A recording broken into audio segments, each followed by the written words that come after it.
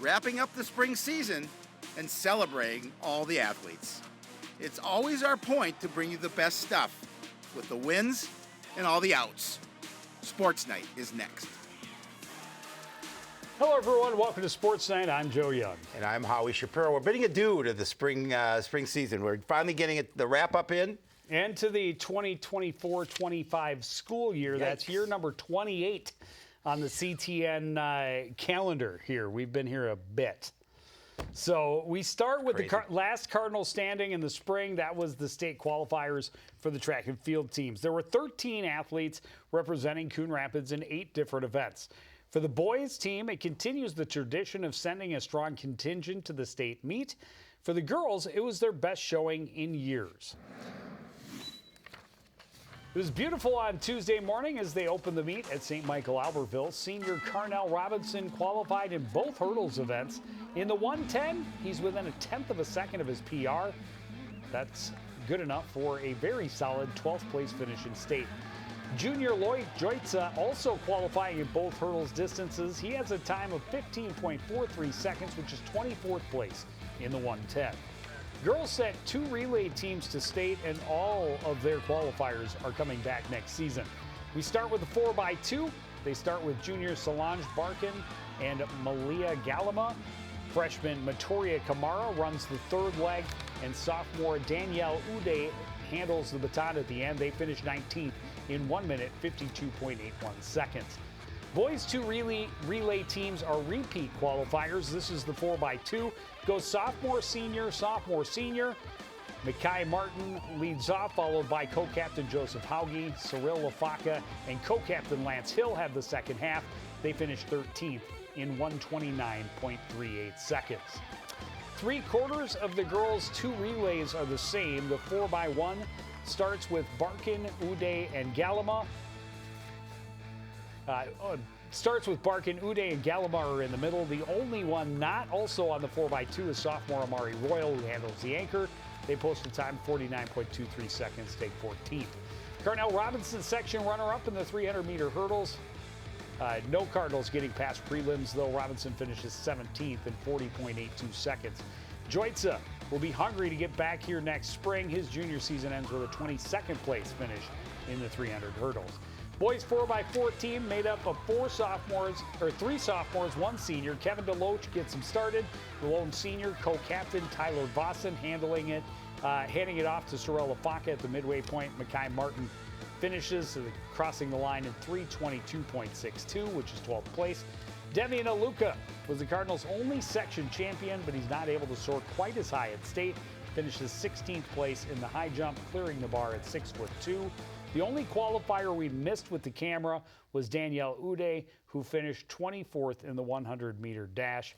She was also on both of those girls' relay teams. So Ude having a nice day in 3 events at the state meet. Really a celebrated year for both the boys and the girls track team. And you know, we knew coming in, we were told coming in, this, especially on the boys' side, this was going to be a lot of fun, a lot of athletes. But the girls, too, they lived up to expectations as well. Absolutely. They were fun to watch all year. Well, the track and field teams took the school's one-team motto to heart this spring, and it paid immediate dividends. The boys and girls program started working together, more training together, more entering together, stretching together, and cheering and pushing one another all the way to the state meet. Steve Tessier took over as girls' head coach this year, and after being an assistant on the boys' side, it seemed logical and mutually beneficial to bring the 2 programs together. The boys have established themselves as consistent contenders the past few seasons and have had a good streak of sending big groups to state. The girls were able to feed off that energy, and it led to the team having its most state qualifiers in more than 5 years.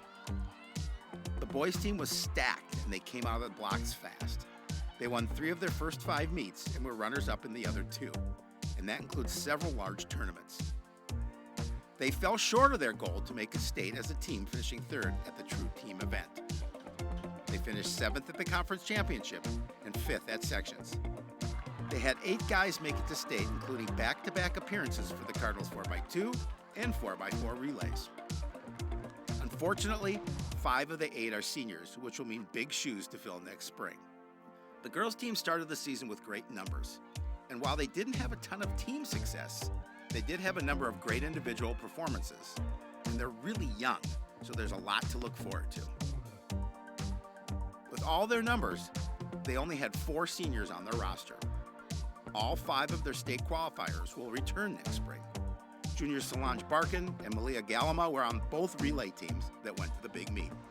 Sophomore Danielle Udi was also on both relays, as well as qualifying in the 100-meter dash.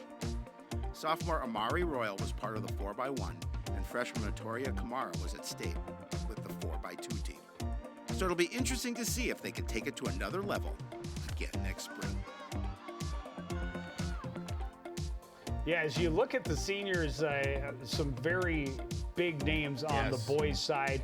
Lance Hill, Joseph Hauge, Tyler Vossen, Carnell Robinson, Devian Aluka, Trevian Aluka, Braden Waldron, Albie Ludwig, Owen James, Gilbert Kostuk, Marco Velasquez, Cole Burnett, Hayden Skillings, Jacoby Peterson, Caleb Tucker. On the girls' side, 4 all solid leaders, multi-sport athletes. They will definitely be missed. You know, Kendall Martinick has been part of the program since middle school. Isabella Freeman, Tessa Delfrat, and Bailey Rao, both captains who were also captains of the girls' soccer team in the fall. So some great leaders, but only 4 out of, I think, somewhere around 55 to 60 total girls. So they have a lot of talent coming back. They really do. And the boys, you know, again, they're going to have to rely on some younger players to step up because they do lose so much. Well, one of the highlights of this spring was definitely the inaugural season of boys volleyball as a varsity sport. Cardinals had a solid club program for the previous 3 seasons, so for many of these athletes, it was a long-awaited designation. And this group set a great foundation for the program to continue to build on for years to come. The Cardinals opened the season with back-to-back wins, both against conference rivals. It was the first of many milestones the team chalked up year 1. Their best stretch was winning 5 of 6 to put them 2 games over 500 midway through the schedule. Unfortunately, the second half of the season wasn't as kind, and the Cardinals lost their last 6 of the year. Still, a 9-14 record is respectable, and they finished middle of the pack in the Northwest Suburban. They will, however, lose a lot of great leaders. This senior group has been with the program from the very start, and it includes most of the team's award winners. Captain Lucas Yang had over 500 assists this season and was named All-Conference, while the team's Defensive Player of the Year, Josh Kavanaugh, was honorable mention. They'll lose 8 seniors in all, and all will be missed. The good news is Team MVP Griffin Garbo will return. The junior led the team with more than 300 kills this year and was All-Conference and All-State. And he'll have help. The Cardinals had a number of underclassmen that were major contributors this season, and there are many more waiting in the wings. Yeah, the health of this program is what's most exciting. The energy they brought to the gymnasium, the fans, the crowd support they had, a lot of fun to be a part of. A lot of guys that will be definitely missed. Julian Vang, Lengxing Yang, Matthew Herr, Ryan Mo Ullman, Lucas Yang, Dylan Borquin, Joshua Kavanaugh, and Donovan Herr. And I think a good way to start the program, but you know, leaves room for improvement. And, you know, Garbo coming back along with a number of the other guys who were impact guys this year should give them something to start with. Well, and I think the most interesting, it was a lot of fun covering the matches that we did, but I think the interesting thing that people, guys who are thinking about playing volleyball, saw what this is all about. Maybe an opportunity for them to get a little more numbers as well. And club playing. Fully expect that interest and participation will continue to get more, but they had to turn kids away. They had to cut teams because they were only allowed to have, I think it was 2 teams of 16 players each, so they could only hold 32. They had 40 or 45 show up at tryouts, and there was just no way to keep them playing, unfortunately. Yeah, I think this program's in pretty good hands. Well, for the first time since COVID, the boys tennis team finished the season with a sub-500 record. The Cardinals have been able to sustain a certain level of success the past few seasons, but this year youth and inexperience caught up with them. Not to fear, they should return next season loaded and ready to return to contention. The Cardinals have had at least double-digit wins in each of the last 4 years, peaking with 18 in 2023. But with the loss of 7-letter winners to graduation last year, they just couldn't keep that streak alive. The Cardinals finished 8-15 this season, which is short of the bar they set for themselves. But on a positive note, they were 5-2 in matches that finished with a 4-3 score. The best news, though, is that the bulk of the team will be back. The Cardinals only had 4 seniors, and Austin Hacker missed a number of matches due to injury. At the same time, they had 12 guys earn their first varsity letters this spring, and they represent every level down into middle school. Junior captain Cooper Held had an amazing year in the top single spot, chalking up a 19-6 record. They'll also return their top doubles team of Nikolai Hirsamaki and sophomore Howie Lundberg. And freshman Oliver Leet had a breakout year playing at fourth singles. I doubt any one of them is satisfied with the team's record this year, and we look forward to seeing how they respond next spring. There you see it. Austin Hacker, as we talked about, missed a chunk of the season. That was a kind of a big loss at the middle part of the season. Lachlan Demmer and Nick Ryland really locked down that second doubles spot, and they did compete as a doubles team at sections. Brody Falk, Aiden Hofstad, and Michael Kane, the other seniors. So really 3 to 4 that saw significant varsity time, but bulk of the lineup will be back. Which is great, and I think that, and as we talked about in that piece, I don't think they're going to be happy with obviously they weren't happy with their record. I think next year it'll be better. Well, and Cooper has been fun to watch. Yes. I would be excited to see how he returns for his senior year. And Oliver Leet, just a great entrance to the fray. A freshman, playing almost every match at four singles. We'll be interested to see how he progresses over the next 1 to 2 seasons. Boys golf team finished the season strong with a couple of guys qualifying to play day 2 at sections. Cardinals had a little more experience with this year's group, which always helps. At the same time, it means they're going to be losing some great leaders. The Cardinals opened about as strong as you can expect. 2 of their seniors finished the Bunker Hills Invite at just 3 over par, and everyone else was in the mid-80s. It was the best team score of the season, although they were pretty consistent in that respect. The Cardinals were battling in the lower third of the standings at all conference matches, with their best finish being 10th place at Loggers Trail. Their individuals, meanwhile, turned in a number of outstanding performances, the best being Noah Law's showing at Rush Creek, when he posted a 1-under to finish as co-medalist at the mid-season conference tournament. Law was able to shine again when he and fellow senior Dylan Bushy matched each other stroke for stroke at sections.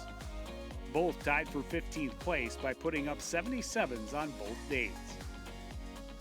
The Cardinals did see a fair number of rounds in the 70s this season, but they all came from their seniors. Law, Bushy, and Oscar Berg all had multiple rounds of 79 or better, so they will obviously leave big shoes to fill. Still, the Cardinals have a number of underclassmen who weren't far off that pace that now have an opportunity to step up this summer and take the program to the next level in 2026. There it is, Noah Law, Oscar Berg, Dylan Bushy, all playing in the varsity ranks. 2 of the 3 were the ones to qualify for day 2 at sections. 3 of their most consistent sticks at the top of their lineup. It means the guys that were 4, 5, and 6 going to have to step up big, move those mid-80s to the mid-70s, and hopefully you can get some guys behind them moving their low 90s into the low 80s. Well, and the good thing about it is we can talk about the same thing with the girls is the fact that they can improve their game over the summer. They can build upon it and like you said, try and get those averages down. That goes for all sports. Yeah, absolutely. The time to really improve is the off season. Is now. Regardless of what sport it is, the off season is when you will get the most opportunity to improve. I agree. Well, the girls golf team had a season for the ages. It may sound like hyperbole, but it's reality. The Cardinals did something this spring we don't believe has been done in 25 plus years we've been doing Sportsnight. Unfortunately, they're going to be hit hard by graduation. The Cardinals wasted no time showing the season would be special. They had a solid group of veterans returning, and from the very first round, they had a freshman newcomer stepping into the mix, making them much more dangerous. They finished middle of the pack at the Osseo Invite, and then won their first 3 conference duels, beating Blaine, Champlain Park, and Andover. They finished the year with a 5-3 record in duels and posted sub-200 team scores in a couple of those matches. They placed well in all their tournaments this season, and at the conference championship, they finished ahead of Blaine, Osseo, and Park Center, and were just 5 strokes out of 9th place. Then at sections, they did something truly amazing when they qualified 4 girls for day 2 of the tournament, something we're not sure has happened in our time following the golf games. Freshman Avery Anderson had the best finish, taking 17th. Seniors Lily McKenzie, Abby Semensky, and Kaylin Price were the others to play day 2. They typically had all 4 of their seniors in the varsity lineup, so there'll be a lot of opportunity for girls to step up and join Anderson on the leaderboard. There you go, Kaylin Price, Lily McKenzie, Abby Semensky, and Liz Hogarth. That will leave some holes to fill. Avery Anderson, a fantastic story.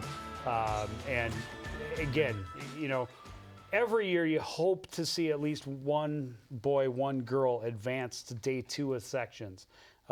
Great, awesome to see 2. Very rarely have we seen 3, and I'm pretty sure we have never seen 4 all qualify for day 2. That was very cool. Yeah, we'd have to do a lot of digging to go back, and and somebody else who's probably smarter than us can probably maybe figure that out if that's the case. There's a lot of people who qualify for that. But the point is, 4 is amazing. Absolutely. Well, the boys lacrosse team had one of its best seasons in the co-op's 5-year history, and it could be just the start. Strong finish to the schedule helped the Catbirds finish above 500, and while they'll lose some big pieces to graduation, they have a lot of great athletes coming back, too. The boys only managed 2 wins in their first 7 games of the year, but even in their losses, you could see their progress. Both of their victories were blowouts over non-conference teams, but in the Northwest Suburban games, you could see they were getting better, battling harder, and getting closer game after game. They lost by 3 to Blaine and by 2 to Champlain Park. That put them at 3-6 in early May. Then they turned the tides. The Catbirds reeled off 4 straight wins to finish the regular season 7-6 and earn a home playoff game. They beat Hermantown Proctor 12-2 in the first round and then gave number 1 seed Andover a run for its money, losing a tough one 11-9. SLPCR finished 9th in the conference with a 3-5 record, but they proved they can play with any team they take the field against. They will lose 7 seniors, including some critical pieces like Brody Herzog, who was second on the team in scoring, and 4-year goalkeeper Tommy Scramstead. However, they do return leading scorer Toby Tranby. Freshman Caden Conkler and 8th grader Jack Person finished 3rd and 4th in scoring. Those 3 combined for 96 goals this season.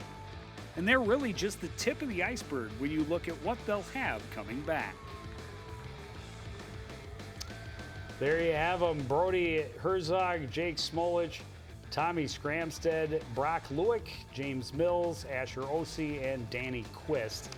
And the biggest loss maybe Scramstead. He's been without a doubt so good for them. 4-year starter in the pipes. He's going to play college lacrosse out in Ithaca, New York next year. And we wish him all the best, and all graduating seniors, obviously. But what they have coming back, just those 3 guys combining for 96 goals, especially when you talk about them being freshmen and a freshman and an 8th grader.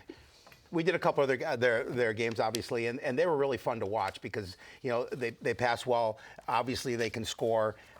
They had some good goaltending as well, and so they're going to need a few things to replace for next season, but it's pretty exciting. And they, as a group, have embraced the Catbird logo or name. Moniker. So we love that. We love that. Do love that. While on the girls' side, the co-op between Spring Lake Park and Coon Rapids was brand new, and it seems to be getting off to a good start. The merger was a necessity for the Cardinals program that didn't have enough girls to field a team, and at the same time, it bolstered the SLP program, which has seen its numbers falling as well. With the boys' programs combined since COVID, it was pretty easy to get the 2 girls' teams to come together as one, and it was a natural fit from the very start. Some of the top players from the 2 teams have played with each other in other leagues, which made the transition that much easier. The girls won the second game of the season, a 14-5 victory over Irondale, which for the Coon Rapids athletes was their first win in 3 seasons. Unfortunately, they lost 6 of the next 7. They managed a 4-9 record at the end of the regular season, including conference wins over Anoka and Osseo Park Center. That helped them earn a home game to start the playoffs, and they opened section play with an 8-5 win over Duluth Marshall. They lost to top-seeded Chisago Lakes in the quarterfinals, but they established a solid base for the team to build on. The team will lose some great seniors like Grace Schmidt, who led the team in scoring, and Katie Wiggin, who finished 3rd. But sophomores like Allie Edwards and Kaylee Dewar showed the program is in good hands moving forward. The two combined for over 30 goals this season. There are several other underclassmen who gained great experience this year and will be back that much stronger in 2026. There are only 4 seniors: Kylie Edwards, Grace Schmidt, Katie Wiggin, and Addie Romaker. Will be interesting to see, the both programs really, but the girls program again struggling for numbers, and we've seen that across a lot of different sports as they've struggled to get numbers. Hopefully, this merger sparks a little bit something and gets kids more interested and gets those numbers back up to where they were, and makes that program a contender as well as with the boys. Yeah, well, go out and recruit. That's my one message tonight is go out and recruit, build those numbers because it's a fun sport, and I think there'll be a lot of girls that will be interested in playing. Just got to continue to grow that sport. Yeah. Well, to say the baseball season was tough would be more than an understatement, and they'll be hard-pressed to bounce back. The Cardinals just couldn't find any kind of rhythm and never had any successes to try to build on. And to pile onto their struggles, they're losing a bunch of seniors that were everyday players this season. No one would have expected the season to go the way that it did. The Cardinals have plenty of solid athletes who are capable of competing at this level. Unfortunately, they couldn't find any consistency at any point in the schedule. When one guy or one part of their game was doing well, 2 or 3 others would falter. And their struggles just seemed to snowball from the very start. 6 of their first 8 games ended early, and by the end of the season, they had 9 of their 20 games that didn't reach the 7th inning. That includes both of their playoff games. The Cardinals allowed double-digit runs against 11 times. Meanwhile, their offense put up 5 or more just twice. They finished with an average of just 2.25 runs per game. They had 7 seniors, including 4 position players that were in nearly every game, as well as 3 of their top pitchers. The team's all-conference players included senior Chell Norquist and junior captain Bryce Kieran. Fellow junior Jacob Califoot was honorable mention. Other notable underclassmen who had an impact this season include sophomore Reese Sharp and freshmen Brian Petru and Brady Lechner, who all were in the starting lineup for both section games. There are several others who showed glimpses of something special this spring. But as we witnessed from this year's team, they need to get every part of their game performing at a high level every night if they hope to be truly competitive in this conference and section. There are your baseball seniors: Jeremy Oddie, Colin Fanuff, Brady Lucan, Chell Norquist, Leo Bloom-Vachereau, Braden Grisey, and Aiden Robidoux. And it's nice to know that you got a couple in Kieran and Califoot who had really strong seasons, all conference honorable mention. They'll be back as seniors next year to kind of lead the way. But then you got those younger guys that all got in and played valuable minutes throughout the season and were everyday players at the end. So something that will hopefully start to build for the future, but you got to throw this. You got to kind of throw this one out, have a short memory, and go back to work in the off season. We've been, like you said, we've been doing this almost end of 28 years. And baseball program has typically been strong, and this has been the kind of a season that, as you mentioned, everyone would like to forget. Coach Mossy, I think, was at Centennial in that section game, told us we just haven't been able to put all areas of our games to get game together this season, so they haven't been able to win. Yeah, and it's hard when you get on that spiral down. Well, the softball team story is similar to baseball's, but even a little more young talent already showing through. Cardinals knew coming in, this is a rebuilding year. They graduated 3 players that went on to play college, so the big holes to fill, and the girls they have stepping up are going to be around for several seasons. When you look at this season, it helps to throw the scores and the record out the window. The numbers don't do justice to the strides these Cardinals took, or the development they showed from start to finish. The struggles were real though. They gave up double-digit runs in 9 of their first 10 games, which makes it really hard to find any rhythm. But to their credit, they took their lumps, learned their lessons, and kept going back out to battle harder, hoping for better outcomes. Their only 2 wins in the regular season came back-to-back, including a 9-3 win over Fridley Heights in the youth night game. The Cardinals had 3 solid senior leaders who will definitely be missed. But what they have coming back is very exciting.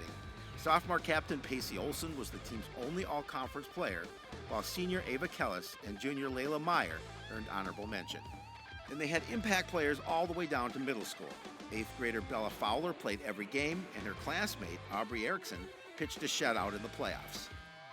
So while on its face, the season looks pretty tough, if you look closer, there are some gems there as well.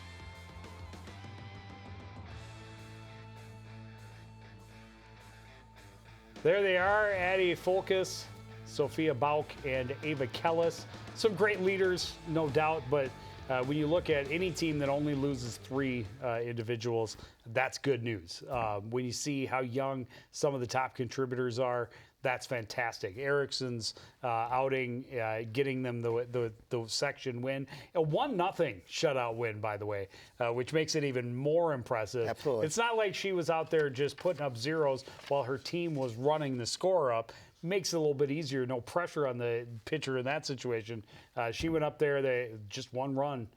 That's all the support she got, and she made it stick, made it enough. That's impressive. Well, and there were games too this year's season that they were scoring runs. They just obviously they just couldn't put it all together. Similar to the boys, the baseball team, they could not put it all together, and of course it didn't lead to wins. Well, and Annalie Anderson is a junior this year. She was their top pitcher, did the most innings, and certainly had outings where they were solid enough to win, but not getting the run support in those games. As we talked about, both baseball and softball teams struggled with that throughout the year. Well, the class of 2025 will definitely be missed by teams across the board, but perhaps the biggest loss to Cardinals athletics is the retirement of Denny Nelson. Denny has been a fixture at Coon Rapids High School since the 60s.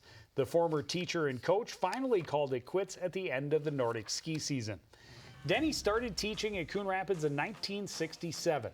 He taught English and ESL until his retirement in 1999. And while he was done grading papers and tests, he felt he still had a lot more to give, and he would continue coaching his coaching career for another quarter century.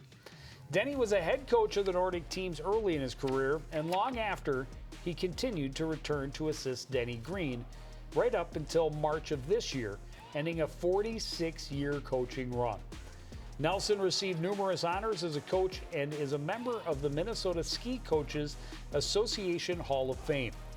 We wish him a wonderful retirement filled with catching large fish and thank him for his service to the numerous athletes and students whose lives he touched and had a great impact on over his many years of service at Coon Rapids High School. Well, congratulations and enjoy your retirement. And we've got a few years to catch up to him in terms of his longevity at this school. Just a couple. So, and that pretty impressive note is how we end our season here at CTN. We want to thank everybody out there for joining us and continuing to support everything we do here at CTN. For the entire crew, including Howie Shapiro, I'm Joe Young, saying goodnight.